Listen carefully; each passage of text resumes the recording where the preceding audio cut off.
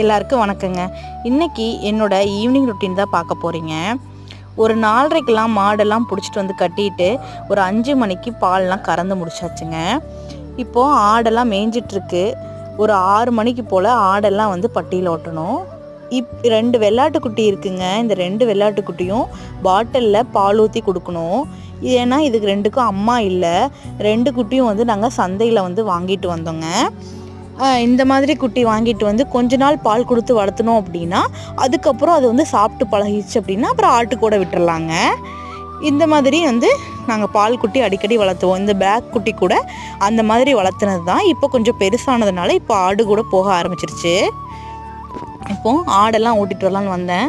6 மணிக்கே பார்த்தீங்கன்னா இருட்டான மாதிரி ஆயிடுச்சு. ஆடெல்லாம் பட்டியில் ஓட்டிட்டா என்னோடய வேலையெல்லாம் முடிஞ்சுதுங்க.